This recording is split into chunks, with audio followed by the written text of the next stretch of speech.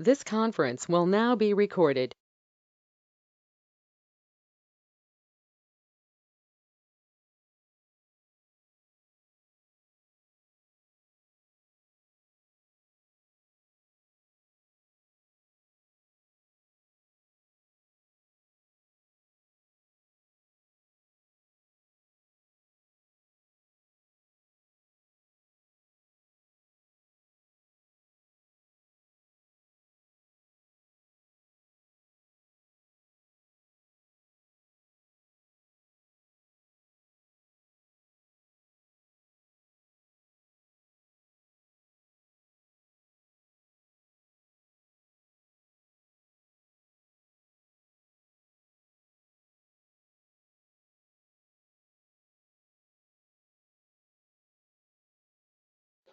Hello, hi, good morning all. Are you able to see my screen now?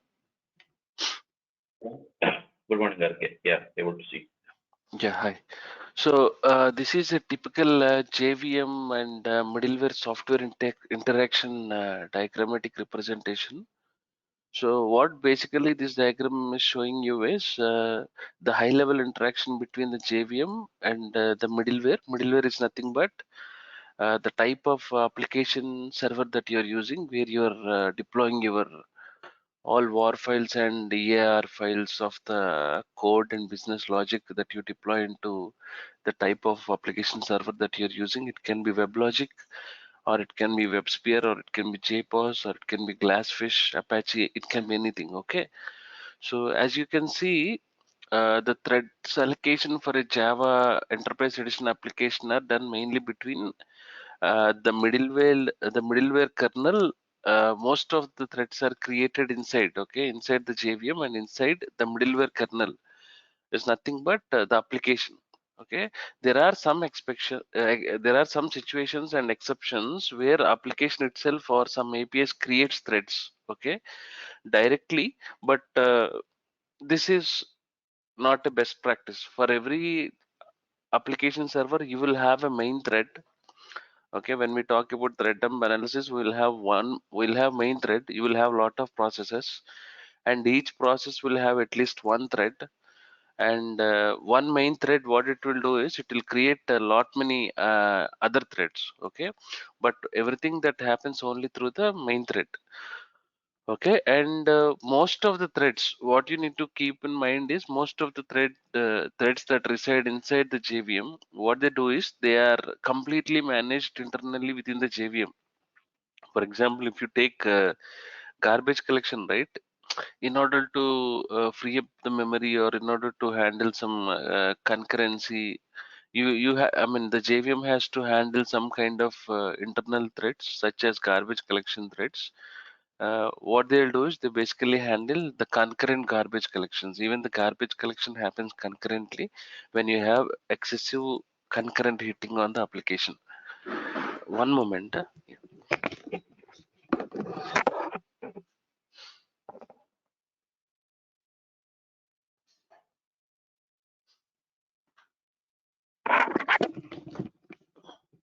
Okay,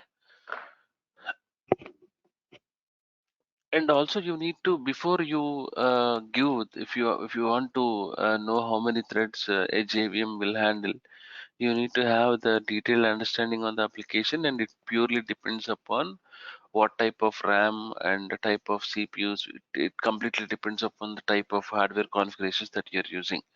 Accommodating the number of threads will always depends on the version of JVM that you're using, the type of JVM that you're using, and the configuration, the hardware and software configuration it has. So, s- so since most of the threads are actually, the allocations happen in Java EE container. If you look at after the middleware, if you see the Java EE business services web container, EJB container, right? So basically all the thread allocations happen in the Java Enterprise Edition container. So for that you need to understand and recognize how much thread stack is required. Okay, so how much thread space you need to give, stack size. Stack size is the important part because every thread that is created, right, all the details of that particular thread will be holded by something called stack area. So when we talk about that stack area, it is one of the main important memory area inside the heap. Out of 5 memory areas that we have inside the JVM, stack area is another important area where it will contain all the information of the thread, where it will hold all the information of the thread. So I'm sorry, my throat is bad today, so please excuse me. Uh, so that's what you have to for every thread allocation that happens inside the JV and Java Enterprise Edition container. You need to understand and recognize how much stack trace is required when you want to accommodate more number of threads before you take thread dump data. When you want to take multiple snapshots to understand the complete picture of all the threads, what they're doing at what point of time, you need to, the first point is always to check the thread stack trace, how much allocation that has been given and how much you need to give. So this basically what this will do is this will allow you to understand quickly the type of request, okay, that Java EE container is attempting to execute. So if you before you take multiple thread dumps, I told you yesterday, if you remember, there is something called a priority of threads. You need to, in that direction, you need to understand. Like, for example, in the thread dump analysis in parallel, the first thing that you see is blocked threads. Then you see for the waiting threads. Then after identifying all the blocked threads and waiting threads, so the next immediate action item is what to do next is the question, right? So for that, there are few cases that you need to take care before you start investigating the thread dump analysis. But again, from a thread dump analysis perspective, uh, the main thing that you learn is how to differentiate between the different thread pools. Even yesterday I told you the same thing, right? In every time, if you're running out of threads, you immediately go back and increase the size of the thread pools, right? So again, increasing the thread pool, okay? Increasing the thread pool will increase the concurrency on the application, but not the response time. Okay, it will not optimize the response time. It can accommodate more number of threads. It can allow the user to have application to have high concurrency, but it will not improve the performance. Okay, the only efficient thing with respect to performance optimization is the development team has to write an efficient code where there are no deadlocks happening, okay, where there are no threads are waiting for a very long time based upon too many conditions. So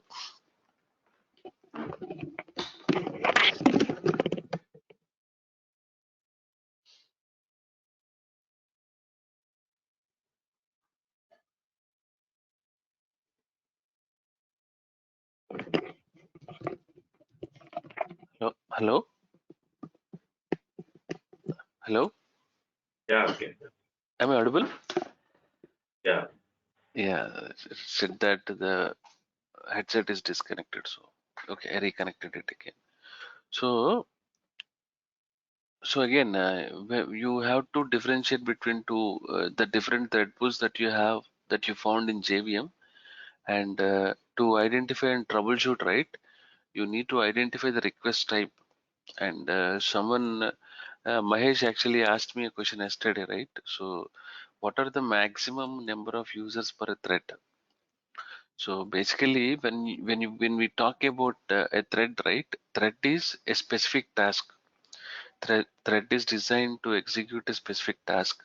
So if we talk logically, so what happens is, if you have some high user base, there is some percentage of concurrency, right? For example, 2 to 5% of the total number of users will be accessing the application concurrently and simultaneously. It means that they keep hitting the same functionality at the same point of time without any time gap.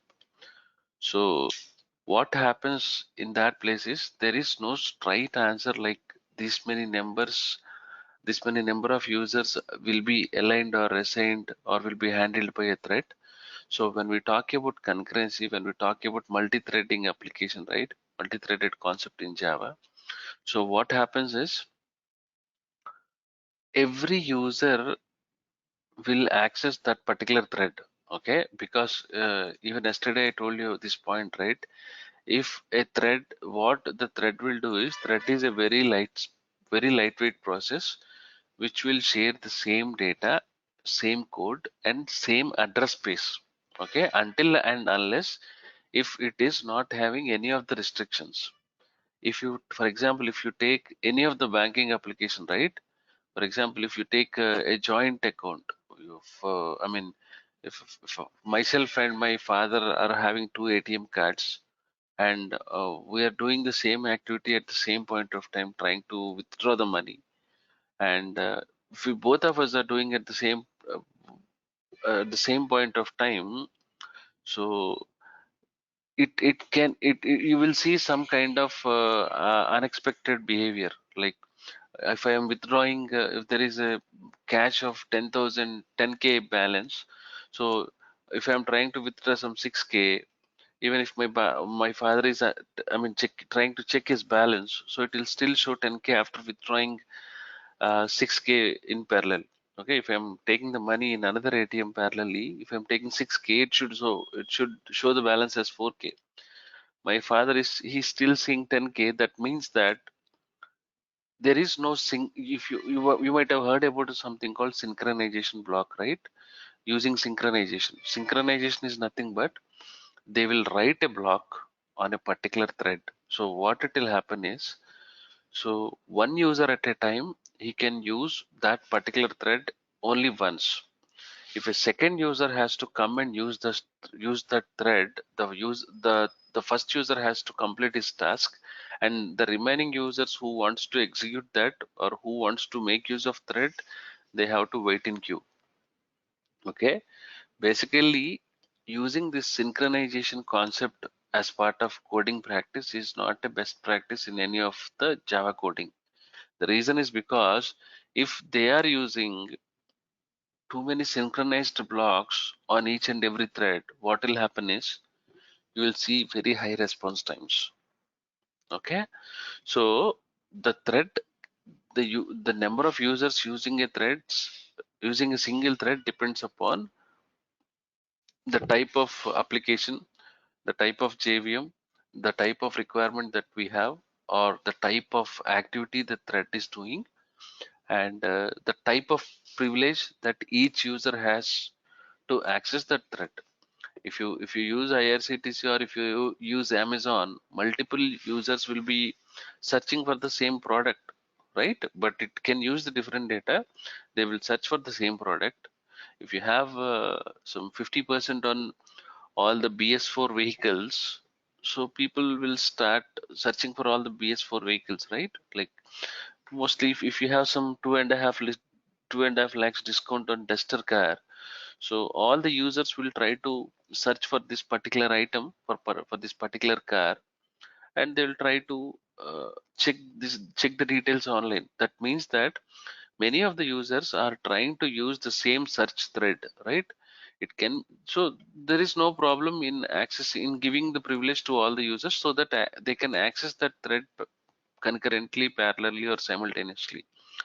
But when you come to any of the sensitive applications or projects or any of the banking applications, right, they use a concept called synchronized blocks on that particular thread, so that what it will happen is it will set a privilege like one user can access this thread at one point of time. So once the user completes that specific task, so he can go ahead and he can the second user comes in, then he can do it. But whereas there is a different question that can be asked: how many number of threads a JVM will accommodate? This is another question. Okay, So accommodating the number of threads to a JVM, I told you, right? It depends upon the type of it. Can be for 32-bit and 64-bit, the numbers are different.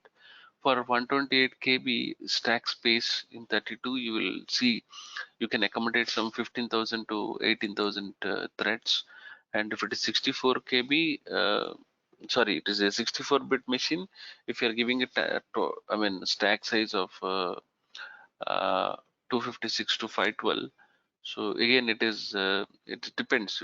It can accommodate up to 25,000 threads, and again, it depends on uh, the thread pool, how a thread pool will work in Java, and how the thread pool executor will make all the thread pools to work. Okay, let's talk about what is thread pool and what is thread pool executor. Basically, what a thread pool will do is, a thread pool, you will have multiple thread pools in JVM. Uh, I'll show you where you will have all these thread pools in WebLogic when we deploy an application. Basically, a thread pool is a collection of all the pre-initialized threads. That means that threads are created, they're ready to run state, or they might be actually running. So generally, the size of this collection, the thread pool, is fixed, but this is not mandatory. You can increase the size of thread pool in the way you want, but again, you need to give these values depending upon what numbers you see with respect to performance. If you are seeing any high response times, or if you're seeing more number of struck threads or more number of deadlocks, right? And every time, if you have a test which has to run for 4 hours and you're running it only for 1.5 hour or 2 hours, and you see out of threads, okay, in such cases, the only option you will have is you need to increase the size of thread pool, okay. And at times you also need to check the size of the collection. So how many threads it is actually collecting, so how many threads it is accommodating. So this particular metric, you need to go back and you need to go to the application server, and you have some metrics there.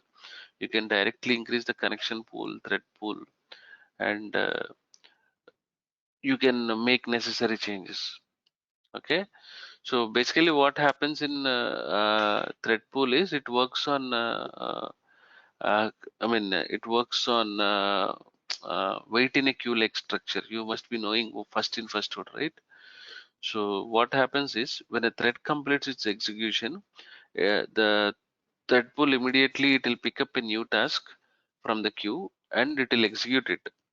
So when all the tasks are completed, the threads remain active and wait for more tasks to come in the thread pool. It doesn't mean that once the thread completes its task, okay, so it will not go to idle, or it will not go to terminate state. Once it completes the activity, or some completes the entire execution, basically what it has to do is it has to pick up a new task, okay, from the queue.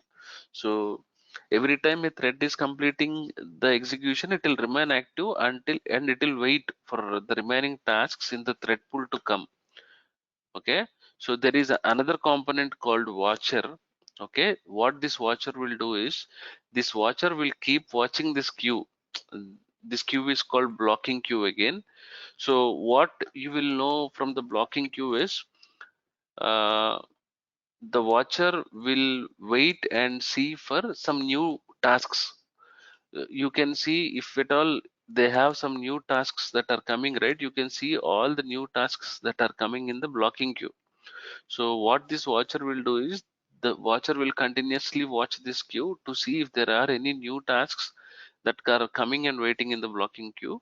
As soon as the tasks comes, as soon as the task comes, right, then I mean the new tasks, threads, what they do is they again start picking up the tasks and it will start executing them. So when it, the question is how many thread pools we have uh, in Java.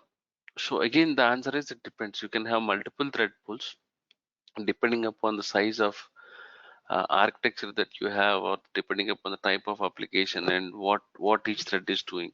So considering all these parameters, you set some n number of thread pools, and you see the size of the collection of this thread pool.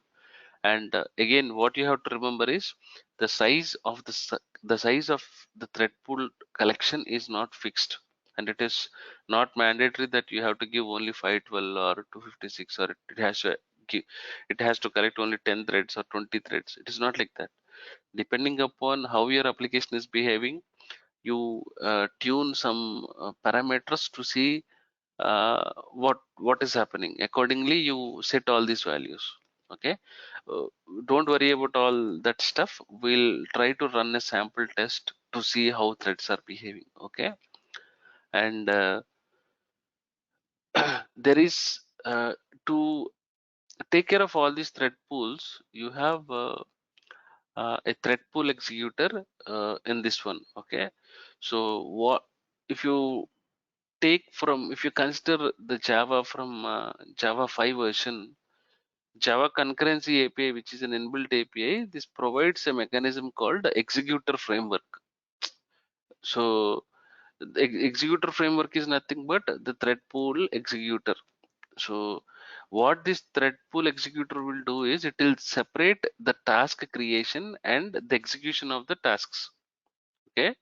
So, and what you have to remember about thread pool executor is the thread pool executor will only implement the runnable objects and send them to the executor. The remaining states of the objects it will not touch. Whatever the objects that are running, okay, they will send it will send all of them to the executor. Now the role and responsibility of a thread pool executor is it will take care of the thread execution, instantiation, and it will run that thread with all the necessary what action items or necessary tasks. So thread pool executor will be responsible to take care of all the execution, instantiation, and all which task has to uh, which task has to be executed by what thread. So this all parameters will be decided by thread pool executor. Okay. So, and if you go back and see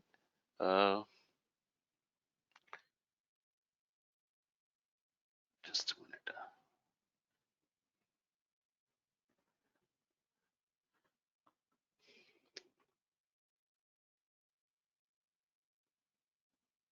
Oh, sorry,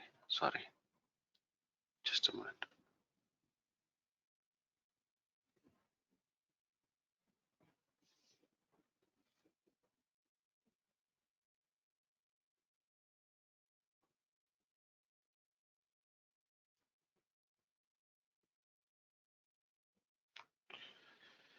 So, and we already spoke about different things that we have in thread dump, right?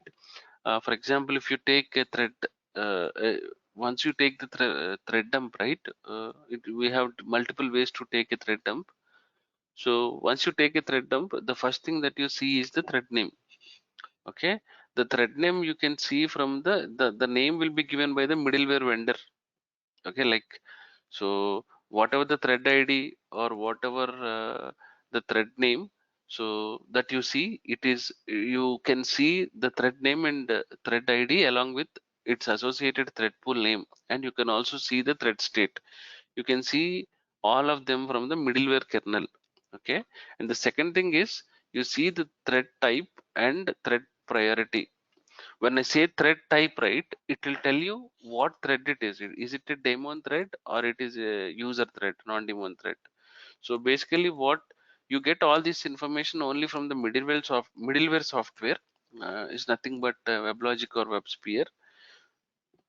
So what they do is they typically create their threads as daemon threads or non-daemon threads, which runs in the background. Mostly the middleware kernel, the WebLogic, what they do is they they create all the threads as daemon threads, which run in the background, because whatever the Java that you install, it comes with JDK and JRE, and the JVM will be deployed on the middleware application. on the middleware part, right? Which is again the WebLogic or WebSphere. So there are some inbuilt features of JVM, which is also called garbage collection. So most of the times when this middleware software, right, they every time when they create, they try to create all the threads or all the threads as daemon threads. It means that they provide all the services to the user. For example, uh, garbage collection again. So after that, you will see the thread ID with something like this. Let me show. I don't know if I right. I forgot.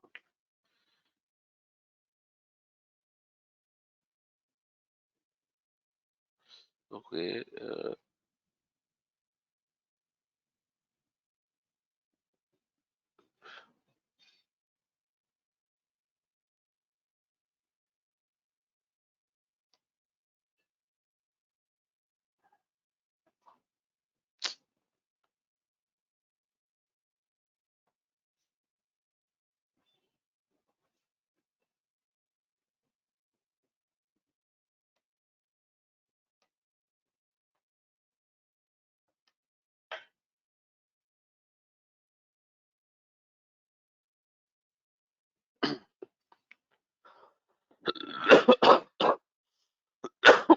I'm sorry.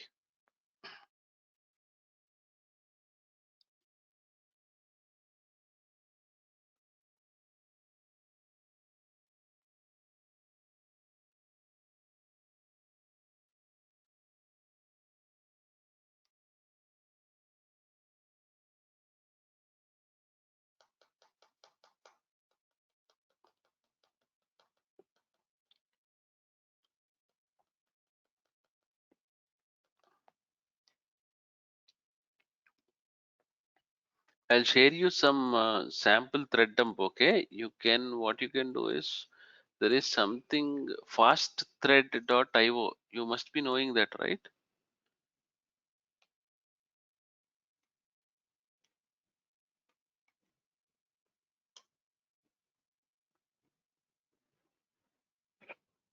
I'll share you one sample thread dump. What you can do is just add the file, browse, and you need to click on analyze.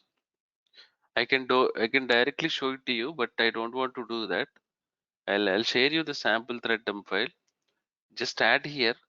You browse the file. I'll send it on the email, but not today or tomorrow. By end of tomorrow, I'll share the thread dump sample thread dump file. You can just add this file, click analyze, and tell me what you have identified. Okay. Anyhow, I'll show it to you and I'll explain it to you very clearly. But before that, I would like everyone to just add that file in in the online analyzing tool. Just click on analyze and tell me what happened. That's all I need. So when I talk about the thread ID, if you look at this part, right? So when you see Okay, the you said thread that. dump, Okay, able to hear sorry. me? Yes, tell me why. You said you'll share heap dump also. Can you please share with that? Heap dump, I don't think so because heap dump is the size is very bigger. So I'll try to send it, and I'm not sure. That is a banking heap dump. So I'm just I have so many thread dumps. I'm not sure about the heap dump. Heap dump, let me try. I'll try to send it. Okay. Heap dump, you know, right? You where to know and where to analyze this heap dump. You know it.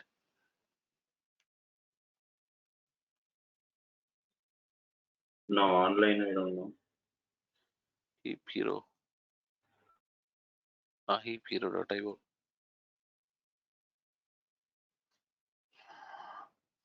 Okay. Once you have this file, you need to uh, click same thing. Heap dump. You need to browse. You need to add.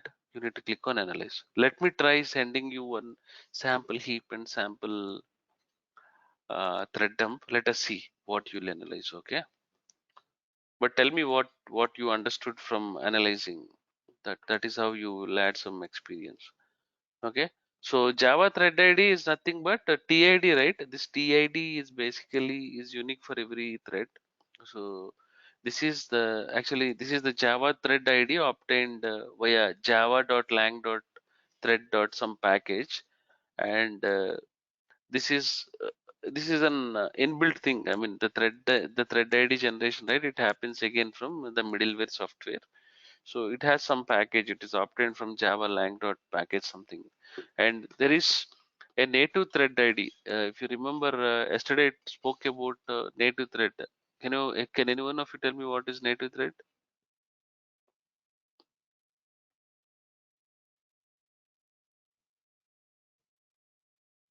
Any thread which is mapped to operating system thread is called native thread, right? So if you want to check the native thread ID, you will see something like NID equal to 0x something like 14E0 something. Okay, so this is one of the important value which is called native thread ID, which you see NID equal to something, some value, right? 0x14E0. This is the crucial information. What this native thread ID will do for you is it will allow you to correlate which threads from the operating system perspective are using the high amount of CPU inside your JVM. With the help of NIDs, right? If you take all these NIDs, if you filter with by a drop down called NID native thread ID. So what this native thread ID, in what way it will help you is, it can help you to correlate and to identify which threads from the operating system perspective are using the most amount of CPU inside the JVM. Okay, so Java thread and detail. Basically, Java thread state, you will see it, right? Is it running or is it blocked, or is it waiting for a lock? Is it is waiting on condition? You will see the state, and the state is running or blocked. The details are nothing but it is saying that waiting for a. If you look at the details, I'm not sure if we have some details here. See, it is saying that the state is runnable. And if you see zigzag.threadum.demo CPU high usage is the details here. Okay, so okay, the details are like this: test deadlock.java. And if you guys are aware of, there is one site called Crunchify. Okay, it's a very good site. What you can do here is there are so many programs here. Like you can you have some programs. If you have that program in your Eclipse IDE, right? What it will do is there is a program to generate a deadlock. There is one program where he has set some infinite looping, so continuously the objects gets created and it will automatically create a deadlock situation. When that is happening, you can integrate your IDE with JProfiler. Okay, you can integrate your Eclipse with Apache Tomcat or WebLogic. You can run it and you can take a thread dump. You can see the deadlock. So we'll do that. I'll show you like a real-time scenario. So I mean I'll show you what exactly we do in from a real-time perspective, like how we take a thread dump, how we have to analyze what are all the parameters we need to look at. So what are all the various tools? I'll show you all of them. But native thread ID, again, it will tell you why the CPU is increasing. And this is also one answer when you were asked saying that what is why what are the main reasons, for what reasons you are seeing the high CPU utilization. So how do you diagnose a CPU spike? So what is your uh, take on how do you investigate or how do you troubleshoot high CPU utilization? One is you see the number of garbage collection cycles. If you try to see the high excessive garbage collection, high GC pause time, you check for the heap, the thread dump analysis. In the thread dump analysis, you check for the native threads. The reason why you check for the native threads is because all the thread IDs which are mapped to operating systems are called native threads. So When you are troubleshooting with the native thread IDs, you are trying to find out which native thread ID, which native thread among all the threads is taking high amount of CPU from my OS perspective, from the operating system side. This is how this is one solution to investigate the high CPU spike, high CPU utilization. So, and if you go to Java thread stack trace, right? This is another important, another most important data that you will find from the thread dump, Java thread stack trace. So basically what it will tell you is, it will show you where you have spent, this is the place where you will spend most of the time in analysis. Thread dump analysis will actually happen in Java thread stack trace. So 90% of your analysis will happen from here, and all the information that you need in order to pinpoint the root cause rate of many problem pattern types, you will get all this information only from the Java thread stack trace. It will give you the complete information of each thread. Okay, so you will learn everything day by day, more from your thread dump analysis experience. If you start taking thread dumps, right? If you are continuously taking thread dumps for every project from today for the next 3 months, you will become like an expert. You will understand all these different areas. But it will add more expertise experience when you start working, when you start analyzing more number of thread dumps. It's not just taking it. Once you take the thread dump, you need to go, I need to analyze the thread dump. You need to look at all the thread dump part. So what it is doing, and how each thread is working. So this is this particular diagram, right? This is Java hotspot VM. You have different virtual machines, right? Different JVMs from IBM, JRocket. Hotspot is basically from Oracle, Sun people. So in order to give you some better understanding, I have captured this diagram. So this diagram, I mean, it will show you some visual breakdown of all the different components that we have inside a hotspot VM thread dump, and what are all the different thread pools you will find. If you look at the components, right, the first one is full thread dump identifier on hotspot version. So in the full thread dump identifier, it will give you the hotspot name, 64-bit, and the hotspot version from Oracle Corporation, something like that you will see. And this is basically a unique keyword that you will find in your middleware. Okay, it will give you the complete full thread dump identifier name and hotspot version.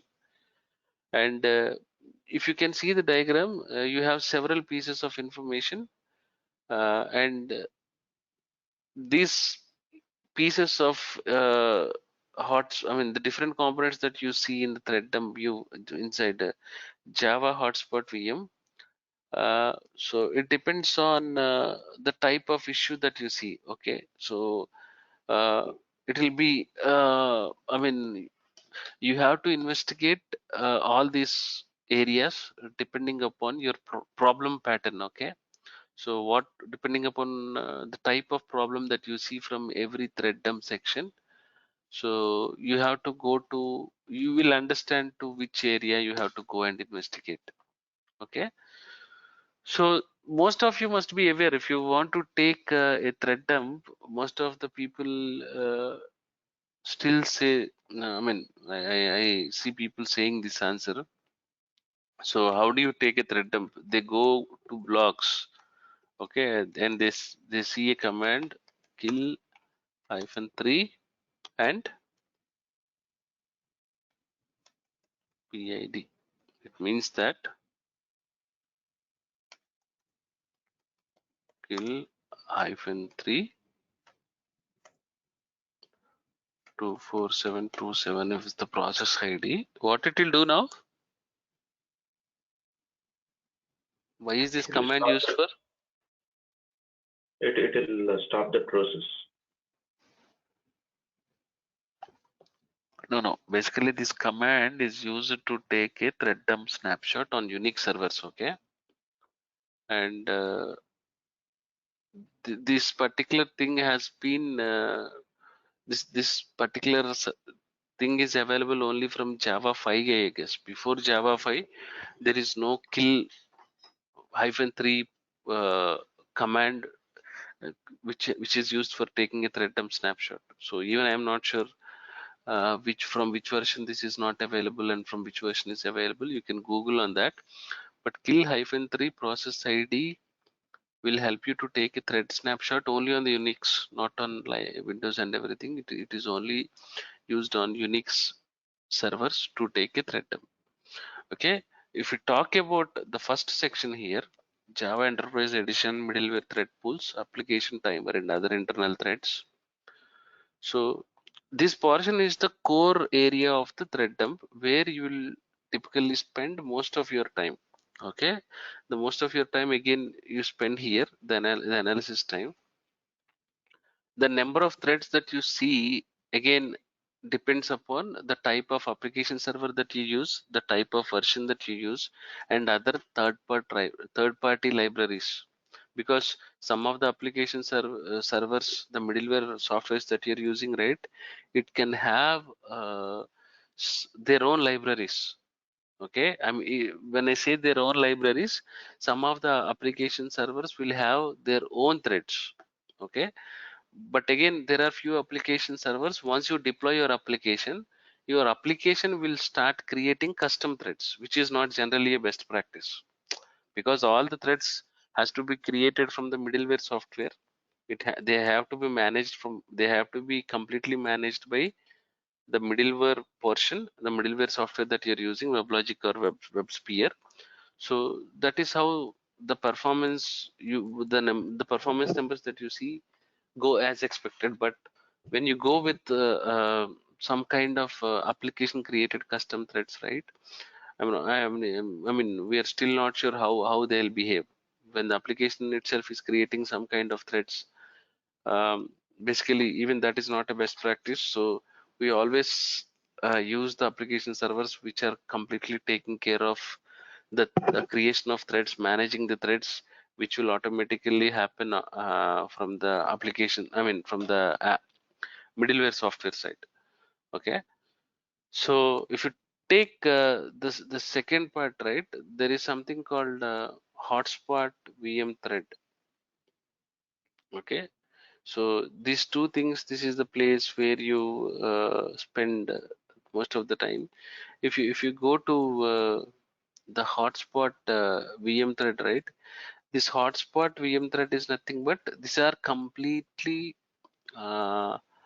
what to say, these are completely internal hotspot operations. That means that when I say hotspot VM thread, this is an internal thread managed by the hotspot VM in order to perform some internal activities. Okay, internal native operations. So typically you will not worry about all the hotspot VM threads unless you see something like a high CPU utilization. Okay, until and unless you see some high CPU utilization, you don't go back and see for a hotspot VM thread. You only consider the thread pools here, the WebLogic main thread, and other threads that are created and managed automatically inside the JVM with the help of Java Hotspot VM. The first two sections you worry, forget about Hotspot VM thread.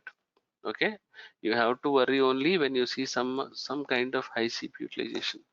So the fourth section, if you see hotspot GC threads, right? So basically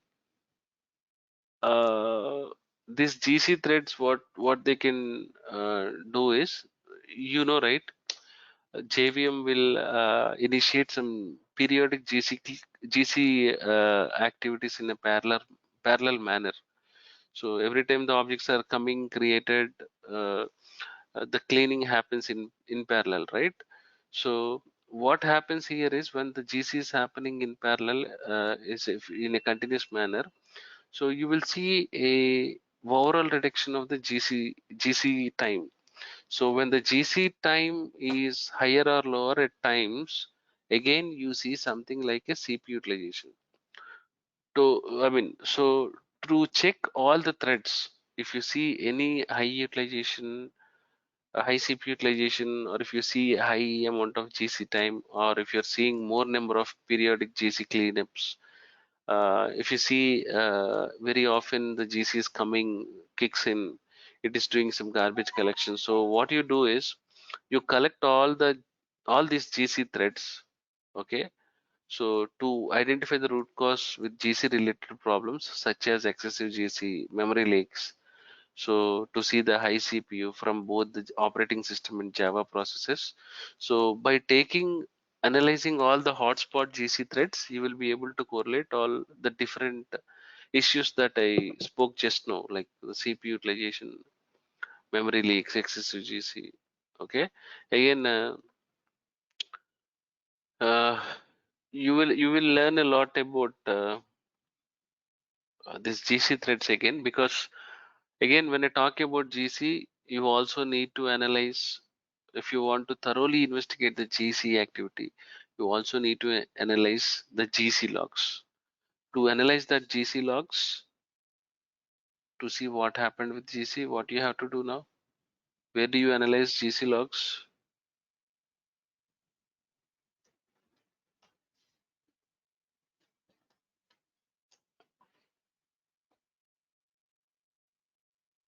Okay, so this is nothing but like heap hero and fastthread.io. This is gceasy.io. I don't have any GC log file. So what you can do is you can bring the GC file here, log file here. You can upload here and you click on analyze. So the unique feature of all these online analyzers, right? They have some intelligence of the product what we have in live GCZ or fast thread. They have its own intelligence in identifying the problem suspects, and it will give you a very high level report in detail, which will where every performance engineer who is a beginner level, who is in the beginner level, can also understand something from the report that is given by this online analyzers. It will give you the pie chart representation of data. It will tell you how many suspects you have, how many problems you have. So it will tell you all of these things. Okay. So okay,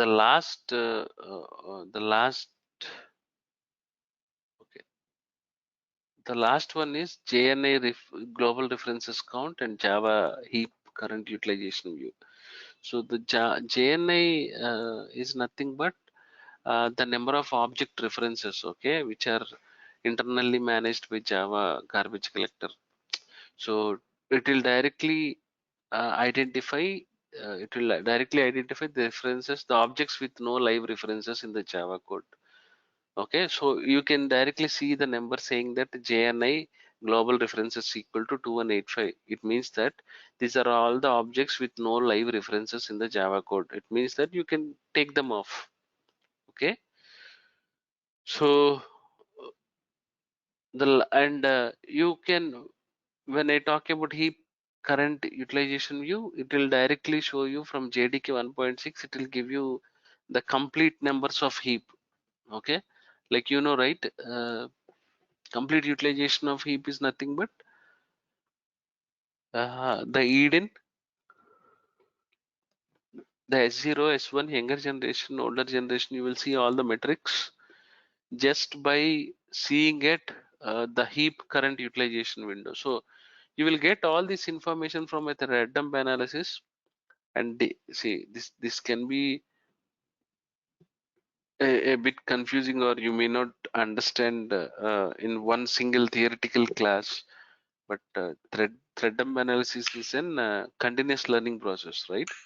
So basically, what every performance engineer will do is he will take a thread dump. Have you ever taken a thread dump? I'll tell you the limitation of the evaluation that can happen to any of you when you go for an interview. Have you ever taken an thread dump? Yes. How you have taken? What are all the different ways? So what is the extension of thread dump? Because I have seen many people who are working in the service-based companies, especially the panels, whoso is interviewing with 12 years or 15 years of experience, they still keep asking you the extension of heap dump file, thread dump file. So what is monitor, what is lock, what is an index? So how do you optimize index? These are all, they start from very basics. So whatever we spoke till now is some kind of advanced thread dump analysis part. So don't worry about that. So you will get to understand all the concepts very slowly, and once you take this one right, I mean, once you start taking thread dumps, once you start using all these tools, once you know how to write this thread dump, how to read, so you see some different values in the thread dump, like thread IDs and native IDs. So you will see the state of the threads, you will see the description of the threads, saying that waiting on condition, waiting. So slowly you will understand what you need to do with the blocked threads and thread, and waiting threads. So but after all this analyzing, right, after all this analysis, if you want to investigate, so when the question is how you can investigate is the question. When you have such a question, when you have such questions, right? So first thing, you need to have good understanding on the thread states.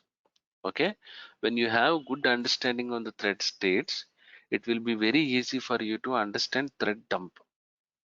Okay, and this thread dump can be taken on any environment. It can be on the staging, it can be on the production, or it can be the QA, dedicated performance environment, which can be a mirror image or the exact replica or 1/3 size of your prod. Okay, so a typical web application, any application, if you take some average number, it will have 25 to 50 working threads. Okay, and adding to these threads, you will have catches added to it, and there will be some system threads, and all these threads will have one main thread which will completely take care of all the other threads. Okay, so what you need to keep in mind is how you have to, after analyzing the thread dump, what is that I have to do. Again, it is not you, it is the developer. But if you learn Java, you will learn how to optimize, and you will directly understand from where exactly is the issue. You need not even wait for the developer to come back. You can directly say that this is creating the problem. Okay, for that, what you need to do is you need to understand the application. First point, every time you take a thread dump, you need to understand the fundamental concepts of your application. So the technology components that you have and the way they have been implemented. And if you know all these uh, concepts, right, the infrastructure, the use cases, traversal, and if you are a consultant or if you are a senior performance engineer, you all the time you will not work closely with the development team, right? For that reason, and there are few situations for few projects. I mean, there are few projects that I was a part of. The performance team is with TCS. Okay, the development team is with Accenture, the DB team is with HTC. Okay, and the application team is with Cognizant. So when you are working with a multi-vendor client, where your work action items are distributed across different vendors uh, into bits and pieces, it is very hard for you to get in touch with, I mean, to work closely with any of the team, and you cannot get a complete fix within the expected time. I mean, the fix which is supposed to come in 2 days, it can go up to 20 days, or sometimes it can go up to 31 days. Some people, the other teams, work in different countries with different time zones, so you will not get the response. And there are some people will, they can feel like, why should I help to the TCS guy? Some Accenture guy can think like, why do I need to respond on this one? So for every time a business analyst or a business team or an application expert or an architect cannot come back to you and cannot explain you this is the issue, this is the fix that I have done. So when you are working as a consultant or when you're working as a senior performance engineer, you need to understand the application. You need to have some good experience in writing some Java snippets, Java code snippets. When you have all this information, it will be very, very easy for you to understand the problem, from which thread pool, what is the issue with what thread. By looking at by taking a thread ID and by taking a native thread ID, you will be able to troubleshoot and identify the root cause with the help of any of the profiling tool. Okay. So the second point is something like eliminate. 1 minute.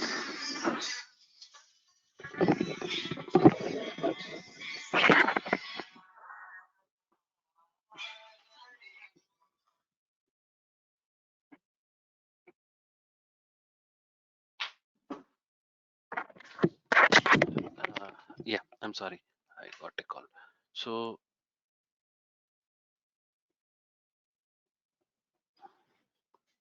So eliminate runnable threads is nothing but don't worry in state. So they're already being actively scheduled, and you need not extensively focus on them like to understand what they are doing. Don't worry about the running threads. Okay. So only thing you need to look at is the blocked and waiting threads. Okay. And the third point is you need to eliminate the idle threads. Idle threads is nothing but there are some threads in the application, they are always in idle state. Okay, they can be either waiting for an incoming connection or sleeping for a period of time, or they're just idle. Idle means they're doing nothing. They can sleep, they can park, or they are waiting for some incoming connection, or they are waiting for some task. So so what you have to do is you don't worry about the idle threads. They'll not do anything for you. Okay, even if they're waiting or sleeping for valid reasons, you need not worry. If you see a TCP connection is waiting for an incoming connection, you need not worry much about that particular thread. So the expected nature of an application, a thread, the idle thread can be safely ignored. Don't worry about that idle threads as well. So what you have to understand here is you don't worry about running threads or idle threads. Just wait for blocked and waiting threads. Now, when I say, can you allow me a minute? I'm getting a call continuously.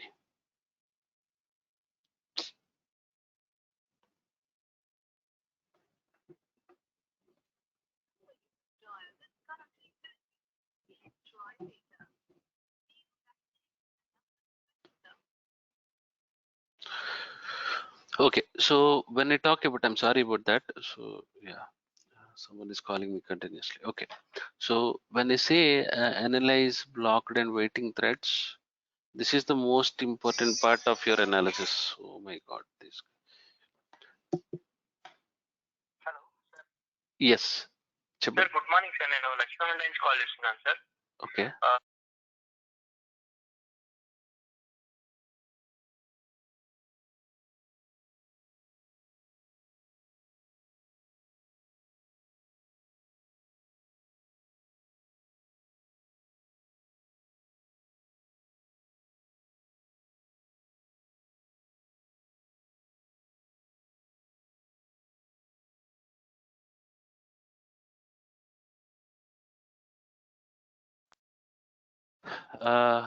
Okay, I'm sorry. Okay, so yeah, when we talk about the blocked and waiting threads, I don't say you will spend 80% or 75% of the time. All your 100% of the time you'll spend here in this part, important part of analysis. So the first question is why are these threads are in blocked or in waiting state? Okay, basically they have to be in runnable state. The only question is why are they getting blocked or why are they waiting? Okay, so the threads which are waiting, right, they are waiting for monitors which have been acquired by other threads, right? Right, we spoke about them yesterday. We have two threads. uh, One thread is acquiring a lock and doing some activity. The remaining thread has to wait until and unless the thread one is completing its task. It depends again how much time that thread will particularly wait. It can be in waiting state or it can be in timed waiting state. Few threads, what they do is they wait for only for some time, for 2 minutes of time, and if they are not able to get that lock, they are not able to make use of that particular resource which is acquired by thread one, then it will move for and it will search for another task and it will execute. So that is how it will happen. So basically the threads will wait for monitors which have been, for resources which have been already acquired by other threads. Okay, the other threads which acquired these locks, which acquired these monitors, could be either they can be in the running state, or again they can be in also the blocked state waiting for other monitors. You understood this point, right? So you have some threads which are waiting. These waiting threads are basically waiting for some monitors which are acquired by other threads, for example thread 2 and thread 3, and this thread 2 and thread 3 can be in running state. It is not like they will be only in running state, they can also be in the blocked state waiting for other monitors. So using these thread terms, it is easy to scan for us to understand which thread owns the required monitor, and you can understand the situation better. Okay, so if you look at the thread dump, if you look at any of the thread, for example TCP connection with the thread ID is blocked state, and you will see a description like waiting to lock a monitor. Okay, so and you can also see TCP connection has obtained the monitor. So if you look at all the different threads, that is how each why each thread is waiting. So if you understand this waiting thread will get a monitor from other thread, then it is fine. And if that particular thread is waiting for 1 hour or 2 or 30 minutes for a prolonged period of time without getting any resource from other threads, then it is a bottleneck. Okay, the same thing with blocked threads. What they do is they lock the resources, and they will not give these resources to other threads which are trying to do some activity. So this is one situation where you need to report to the developer. And the last point is you need to analyze thread terms over a duration. That means that it is very important to understand the snapshot of the thread terms that you take of the current execution context. So it is important for you to understand how many times you have to take. Okay, how many thread terms I have to take, because one snapshot would not be enough to reach the conclusion, right? So why the threads are blocking or why the threads are waiting. So you have to take some multiple snapshots for a smaller duration. This is a best practice. For a smaller, taking a multiple thread snapshots for a smaller duration will help you to understand what each thread is repeatedly doing what. Okay, the best practice, I mean, again, you will not do this in real time. It always depends on what type of requirement you have, what type of situations you have, and what is your performance goal or accomplishment. It depends on that parameters. I'll not directly tell you that. Basically, what I do is I take one snapshot for every 5 seconds, and I take multiple snapshots for a couple of minutes.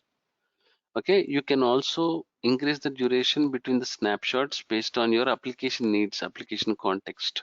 It purely depends on the type of application, the type of testing, the type of flavor of performance testing. For stress testing, you take in one way, and load testing is a different approach, and endurance is a different approach. So 5 seconds, you can take one thread dump. Continuously, if you take for 10 minutes, you can correlate and see what in common what one particular thread is doing. it is blocked in all the thread dumps, that is a culprit. That is a primary suspect, right?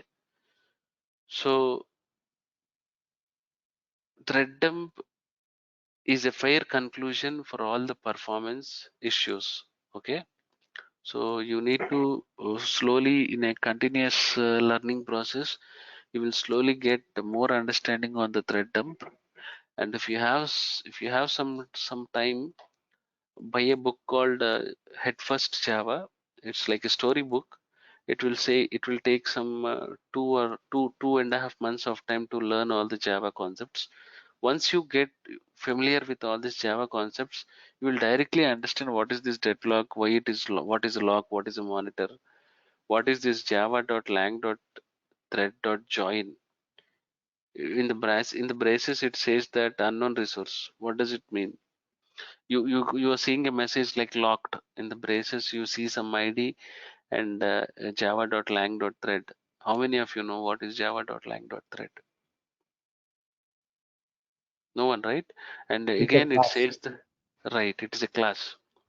So it's an inbuilt class. So when you read the thread dump, you need to understand the native method, the type of class, on which class it is waiting. So how can I go back in the profiling tool and see this particular class, what this class is doing, how much CPU it is taking, how much memory is taking. So everything is interlinked, okay? And again, there are few race conditions in thread dump analysis. It is always the classic deadlocks, okay? Classic deadlocks, you know, right? We already discussed.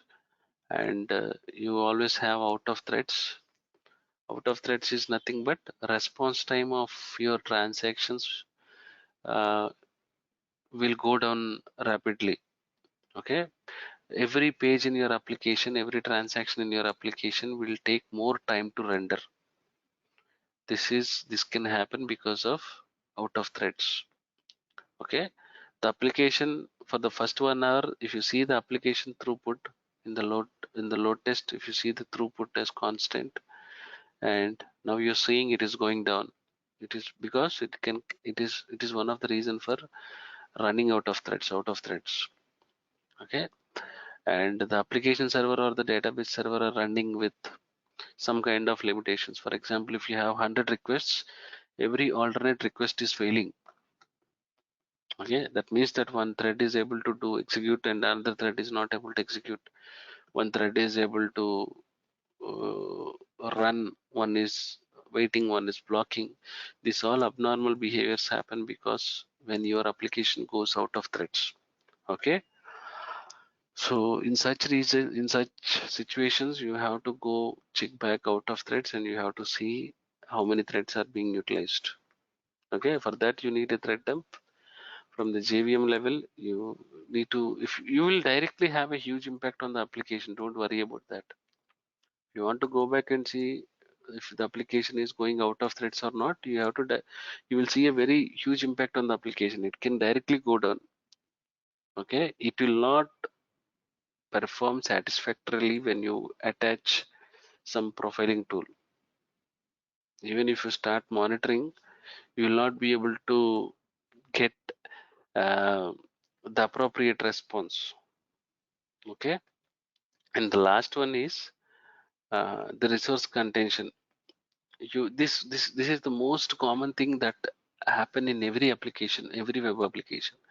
You know that what is resource contention? What is contention?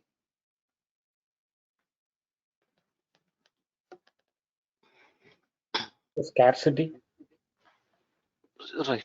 Basically, any contention will happen when two threads are fighting for the same resources, right? So if two or more threads are fighting for the same same resources, no one will get the response, right? So the majority of the threads in the application will be fighting for the same resource. So if more number of threads are fighting about the application, what can be the reason? What is the issue? You have so much of resource contention. What is the first bottleneck you can think of?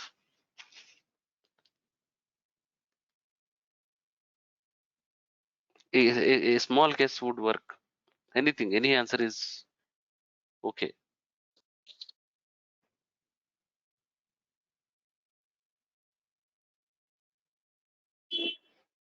Anyone? No idea? Inefficient coding? Yes, like the code is not written in a thread safe condition. Right? And anything else? And also the dependency, like resource waiting on other thread. A few dependencies. I'm sorry. So when two or more resources are fighting for the same resource, Yes. the direct indication is inefficient coding and poor application design. Poor application design, if you have poor application design from the applications team, too many threads will fight for the same resource. You need not even test that application. You can simply say that fix this, makes this functionally stable, come back to us, we'll do performance testing. Okay, you can say this direct statement, you can give this direct statement to all the people in the team only when you know Java, right? Okay, that is a different case again. So if you, there are few scenarios like where you will have multiple incoming requests that will try to retrieve data from the cache and they'll try to render the page. Okay, so most of the times what happens is the cache, what it will try to retrieve the data from the disk directly. So that is why the reason you will not see this contention issues. But when you are already using simulate new browser on every iteration, right? Simulate new user or new browser. What Let is that new option? New new user. Simulate new user on every iteration. Yes. So most of the times when you try to load test, right, majority of the customers wants us to load test without cache. Contention things will not happen when contention will not happen when the data has been, when the user is trying to retrieve the data directly from the cache, the page is rendering because the data is being retrieved from the cache and it is getting the data directly from the disk. So most of the times that is why the reason you will not see contention issues. Okay, but the most common symptoms for resource contention you have are the throughput goes down, the response time, the responsiveness of the application will fall drastically. You don't even like it will go from 2.2 seconds to 13 seconds, 30.7 seconds, 81.2 seconds. Okay, the CPU utilization will go down. If you see the CPU utilization constant about 33% or 37%, now you see the 11% of the utilization. Okay, so what will happen is all the application resources, especially the DB connection pools, uh, they will be freed and they will be available all the time. If there is a lot of contention, you will not have much load on the DB. Okay, and if you have too much, if you see high number of blocked, high number of waiting threads waiting for monitor, if you see, keep this in mind. Okay, you have to remember this point. If you see more number of blocked, more number of waiting threads in these two states with a description called waiting for monitor entry state, it means that there is too much of contention in the application. There is too much of resource contention. Every one or more threads are fighting for the same resource. Each thread is not releasing the lock. Each thread is not releasing the monitor. So all these things, different things. Okay. So the overall conclusion is thread dump will give you, will solve some 40 to 45% of the problems. Okay, so thread dump, it reveals all the state, all the application behavior. It will provide you all the valuable insight of all the different states of the application, which will help us to quickly identify all the different issues. Okay, and you have multiple tools to identify multiple issues, and it completely depends upon what requirements you have. Okay, so this is all about thread dump. We have spent at least 3 to 4 classes on thread dump, right? Because this is one of the important concept in performance engineering, also the heap dump. So I would ask you to install all this. I would recommend you to install the profiling tools, learn Java, and read more articles on thread dump analysis and heap dump analysis. Okay, so get some good hands-on experience. And if you have any questions, I'll send you the sample heap and thread dump. If you have any questions, you can always come back to me or call me. It's always good you call me, okay? Because I don't respond on WhatsApp messages. I have so many messages that are coming from different groups, office groups and all. So I don't respond. So you can call me. Even if you drop me a message on WhatsApp, I can get back to you after 8 o'clock in the evening. I'll respond to your messages only after 8. Okay? Yeah, All right. RK, one question I would have missed it, I guess. When to take a heap dump? Sorry, thread dumps. Thread dump, thread dump you can take during your load test. You see, if you want to see, you get some abnormal behavior, right? I mean, most of the times it is not, it is only about testing and publishing the report. But when your customer is asking you to identify the root cause and I need a detailed recommendations and suggestions about what's exactly happening, so you need to take heap and thread dump analysis. You do that in every test. That is now a common practice. It is not that you have to take heap and thread dump only in one scenario. To understand all the memory level statistics and all the actual behavior of the application, you need thread dump and heap dump. This again, it talks only about the middleware software, only the WebLogic and WebSphere, JPOS, the type of application server. And you also take, what you take? AWR report, ADDM, Automatic Database Diagnostic Monitor, and ASH report, which is an active session history from the database. To identify all the issues from the database, you take all these reports. And to monitor all the different metrics, you need to have a good APM in place, like Dynatrace or AppDynamics or CA APM would help. So you can take thread dump anytime. Okay, heap dump also. For example, if you have an test for 2 hours and you have seen some abnormal spikes in some metrics from 1 hour 40 minutes to 1 hour 58 minutes, you take thread dumps for that particular period, wherever Can you we see take some issue. dumps? Can we take dumps from AppDynamics directly? Not sure. No, I'm not sure on that, but CA APM you can take. Okay. Dynatrace also, I think we can take AppDynamics, and I don't know. I mean, I'm not sure. But taking a thread dump is, again, it is good if you can just integrate JProfiler with your JVMs, because even your customers don't know which tool is the best. I would recommend you to use JProfiler. JProfiler is simple, integration is simple. You can take thread dumps. Very, very simple. Okay, like when we say this web application, when there are multiple app servers and multiple JVMs inside that, so would we be able to connect from JProfiler to all of them? You can add all of them. You can add multiple JVMs. Okay. Sure. Thank you. So this is like a boring concept. This is a very, very boring concept, but I mean, you just need to concentrate for 2 to 3%, so you'll understand the things. If you have any questions, you can come back to me anytime. Okay. So even if you see some issues from your projects, also you can ask me. I can help you on that. So that is all for today. We will talk about. We'll talk about .NET, right? Okay, we have a .NET. Okay, we have a .NET.